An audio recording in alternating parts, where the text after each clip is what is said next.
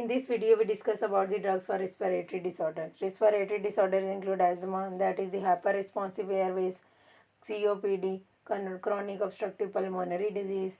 This is the obstruction of airflow, allergic rhinitis, that is the type of allergy in which watery eyes, runny nose, and non-productive cough. First of all, we discuss about the drugs used to treat asthma. What is asthma? Asthma is the chronic inflammatory disease of airways that causes the contraction of bronchial smooth muscles. उससे क्या होता है, bronchoconstriction होती है, inflammation of bronchial cell wall हो जाती है और म्यूकस सेक्रेशन इंक्रीज हो जाती है. तो हमारा गोल ऑफ थेरेपी क्या है कि to relieve the symptoms, to treat the symptoms, to causes the ब्रोंकोडाइलेशन.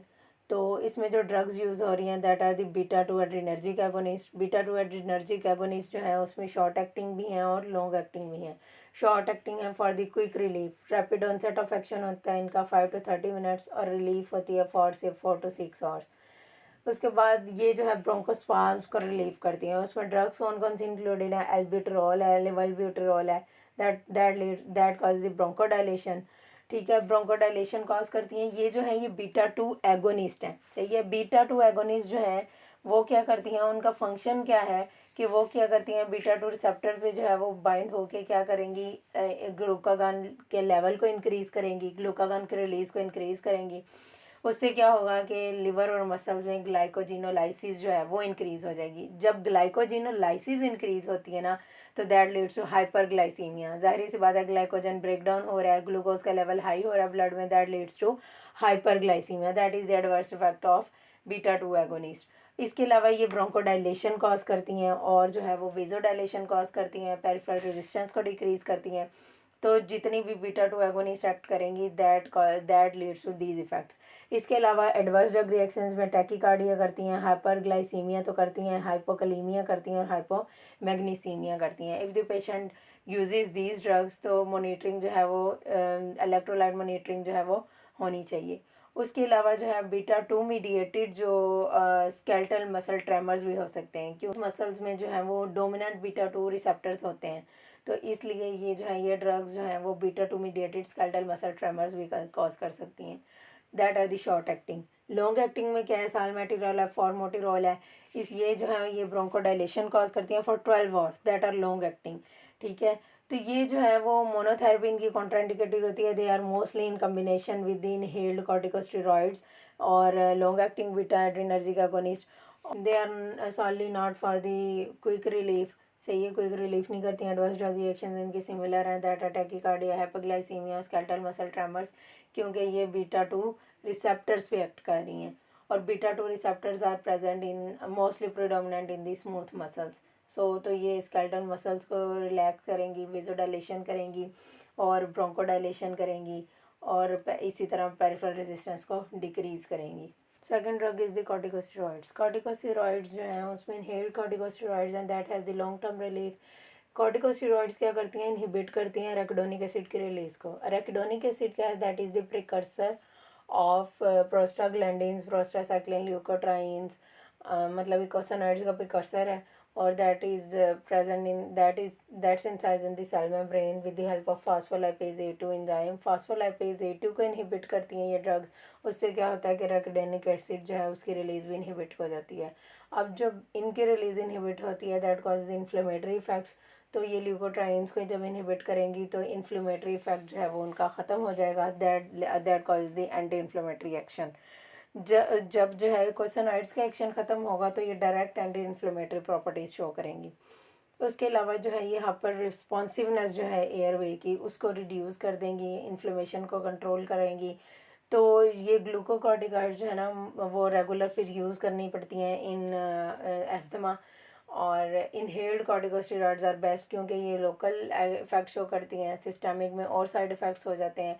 इसलिए रूट ऑफ एडमिनिस्ट्रेशन इनका लंग्स पे जो इफ़ेक्ट है, जो इनहेल्ड कॉर्टिकोस्टेरॉइड्स जो है ना वो डायरेक्टली एयरवेज जो स्मूथ मसल्स हैं, एयरवेज स्मूथ मसल्स उनको अफेक्ट नहीं करती.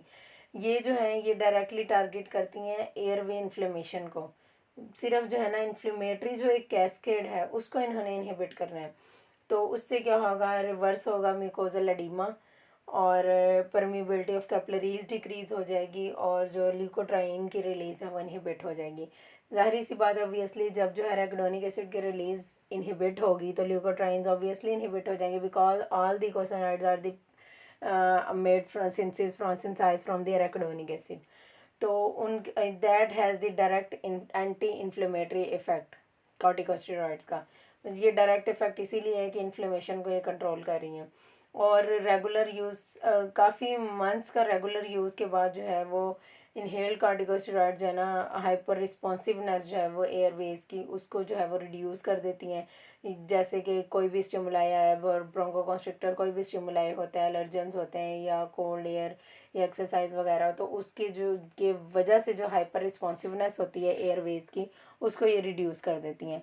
उसके अलावा रूट ऑफ एडमिनिस्ट्रेशन है इन्हेलेशन में मोस्टली यूज़ करते हैं या सिस्टमिक या ओरली यूज़ करते हैं। इन्हेलेशन में जो है वो जो है डायरेक्ट टारगेट करती हैं इसलिए जो है इनहेल्ड लोकल इफेक्ट होता है तो इनहेल्ड आर बेस्ट।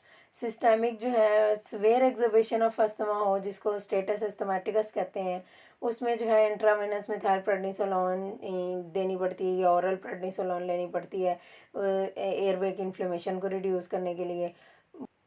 इसमें जो है डोज टैपरिंग इतनी नहीं करनी पड़ती क्योंकि ये जो है ये hypothalamic pituitary adrenal cortex axis को जो है वो इतना ज़्यादा इफेक्ट नहीं करती उसकी वजह से सप्रेस नहीं होती तो इस वजह से जो है ये इनकी डोज टैपर नहीं करनी पड़ती इस केस में।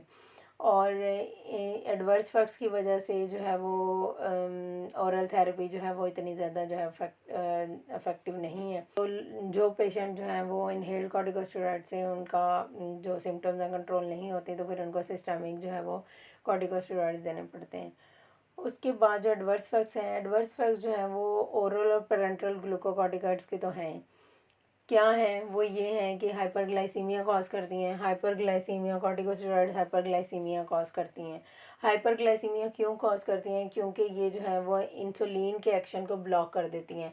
जब इंसुलिन का एक्शन ब्लॉक होता है तो उससे क्या होता है कि सेल्स में जो है वो ग्लूकोज एंटर नहीं होता तो जो है वो ग्लूकोज मेटाबॉलिज्म नहीं होता ग्लूकोज का तो वो ब्लड ग्लूकोज लेवल हाई हो जाता है। उसके अलावा जो है ये ऑस्टियोपोरोसिस जो है वो कॉज करती है। ऑस्टियोपोरोसिस जो है वो मोस्टली ओरल कॉर्टिकोस्टेरॉइड्स की वजह से होता है और क्योंकि ये कैल्शियम एब्जॉर्प्शन को डिक्रीज़ कर देती हैं स्मॉल इंटेस्टाइन में तो इससे बोन फॉर्मेशन इनहिबिट होगी बोन्स वीक हो जाएंगी।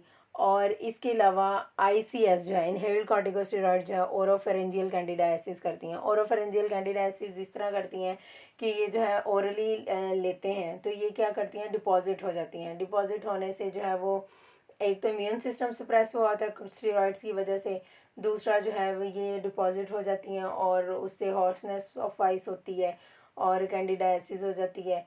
और तो इसके लिए जो बेस्ट है कि वो आप इन्हेलर के साथ स्पेसर यूज़ करें ताकि जो है वो इतनी ज़्यादा रेपोजिशन ना हो माउथ में म्यूकोजा पे। और जो है वो आफ्टर यूजिंग द इन्हेलर तो रिंस कर ले माउथ को ताकि जो है वो डिपॉजिट ना हो सके और किसी भी किस्म की कैंडिडाइसिस जो है वो या फंगल ग्रोथ जो है वो ना हो सके। वैसे इन्हेलर के साथ स्पेसर यूज़ करने से काफ़ी हद तक जो है ये चांसेस जो हैं वो ख़त्म हो जाते हैं। Alternative drugs for asthma other drugs that are use to treat asthma other than steroids and other than short and long acting beta adrenergic agonist leukotriene modifiers. Leukotriene modifiers में मोंटिलोकास्ट है ज़ेफ्रिलोकास्ट और ज़ाइलिडोन है। ये जो है ये क्या करती हैं लिकोट्राइन्स को इनहिबिट करवाती हैं। अब जो है लिकोट्राइन्स क्या हैं लिकोट्राइन जो है वो लिपोक्सिजनेस पाथवे से जो है वो सिंथेसाइज होती हैं। लिकोट्राइन A4 लिकोट्राइन B4 और C4 लिपोक्सिजनेस पाथवे जो है ये प्रेजेंट होता है माइलॉइड ओरिजिन में सेल्स के माइलॉइड ओरिजिन में। कौन से सेल्स के माइलॉइड ओरिजिन में होता है ये मास्ट सेल्स के बेजोफिल्स ईओसिनोफिल्स और न्यूट्रोफिल्स। ये जो है ये LTB4 जो है specially that is the chemo LTB4 that is the chemo attractant for the neutrophils and eosinophils. और सिस्टिनाइल ल्यूकोट्राइन जो है ये क्या करती हैं ये ब्रोंकियल स्मूथ मसल्स को कंस्ट्रिक्ट करती हैं और एंडोथेलियल परमिएबिलिटी को इंक्रीज़ करती हैं और म्यूकस सेक्रीशन को इंक्रीज़ करती हैं। ये जो है ल्यूकोट्राइन जो सिस्टिनाइल ल्यूकोट्राइन्स है। अब अल्टीमेटली डायरेक्टली इनडायरेक्टली 5 लिपोक्सिजनेज ने ल्यूकोट्राइन्स बनाने हैं और ल्यूकोट्राइन जो है LTA4 B4 that is the chemo attractant for eosinophils and neutrophils C4 है। और ये जो है अल्टीमेटली सिस्टनाइल ल्यूकोट्राइन्स बना रही हैं। ये जो है ये सिस्टनाइल ल्यूकोट्राइन रिसेप्टर पे सेल मेम्ब्रेन के प्रेजेंट होता है, उसके साथ बाइंड होके ये क्या करती हैं, एयरवे स्मूथ मसल्स कंस्ट्रिक्शन करती हैं, एडिमा करती हैं और ये सिनोफिल माइग्रेशन करवाती हैं। ठीक है, कि LTB4 के साथ ये सिनोफिल्स बाइंड होके जो है वो माइग्रेट होते हैं। तो ये क्या करती हैं, ये म्यूकस सेक्रीशन को इंक्रीज़ करती हैं और इसके अलावा एंडोथेलियल परमिएबिलिटी को इंक्रीज़ करती हैं न्यूट्रोफिल्स ये सिनोफिल्स की, और जो है वो ब्रोंकियल स्मूथ मसल्स की कंस्ट्रिक्शन करती हैं। तो इनको जो है इनहिबिट कैसे करना है, इनको मॉडिफाई करने के लिए जो है वो ड्रग्स हैं, दैट इज़ मोन्टिलोकास्ट, फ्रिलोकास्ट और ज़ाइलिडोन है। ठीक है, ये क्या करती हैं, एराकिडोनिक एसिड से जो है ये लिपॉक्स ये जो ज़ाइलोटोन है ये क्या करती है ये जो ज़ाइलोटोन है ये क्या करती है, ये एराकिडोनिक एसिड से लिकोट्राइन A4 में कन्वर्ट नहीं होने देती। यहाँ पे जो है वो कौन सी ड्रग एक्ट करती है, ज़ाइलिटोन। ठीक है, ये जो है ये यहाँ पे एक्ट करती है।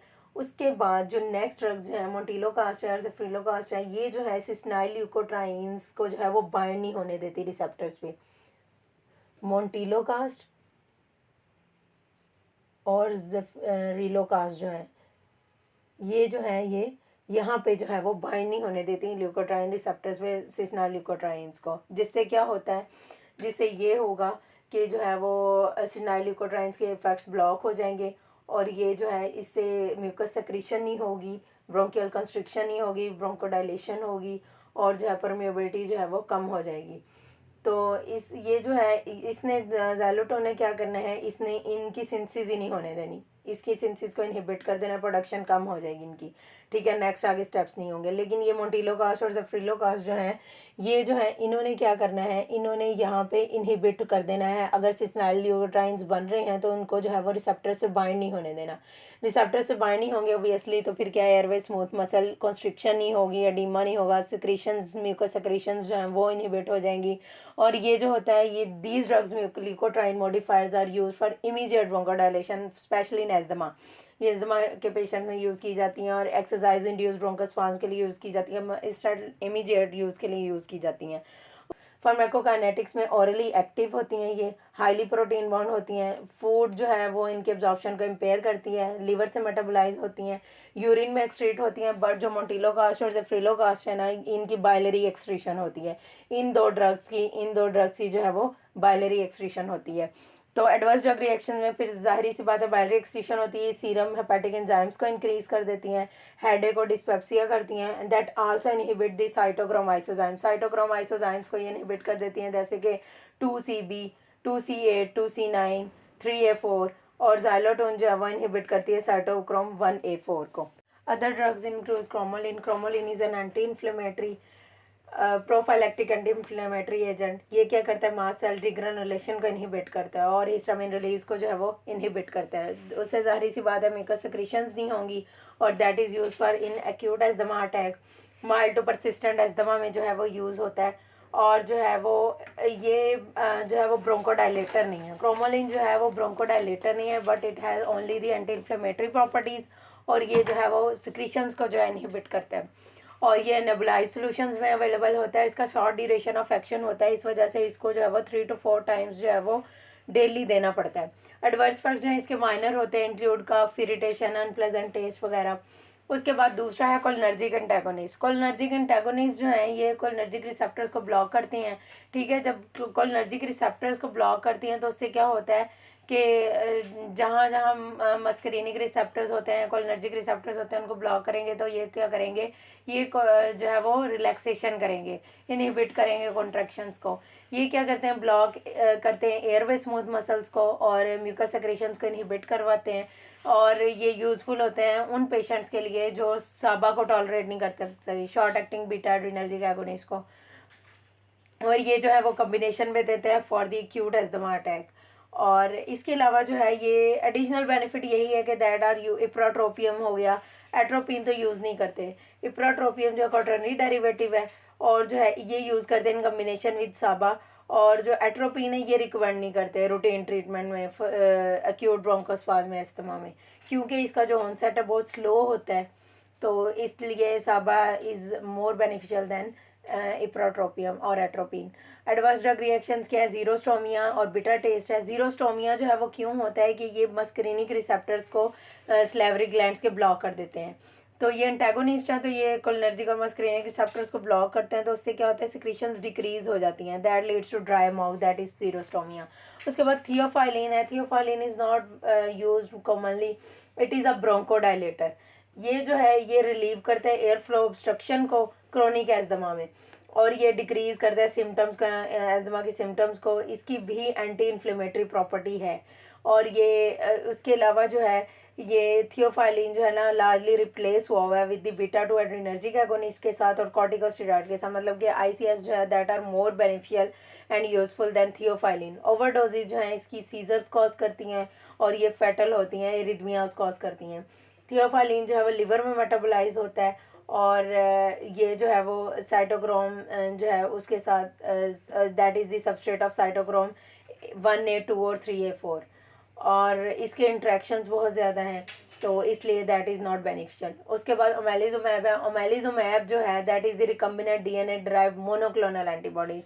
ये जो है वो मोनोक्लोनल एंटीबॉडीज़ हैं, तो ये क्या करती हैं, ये बाइंड करती हैं ह्यूमन आईजी एंटीबॉडीज़ के साथ। उन जब एंटीबॉडीज़ के साथ बाइंड करती हैं तो इनकी बाइंडिंग की वजह से जो है ना इनकी जो आईजी एंटीबॉडीज़ है इनकी रिसेप्टर्स के साथ बाइंडिंग जो है वो डिक्रीज़ हो जाती है मास्ट सेल सर्फिस पे।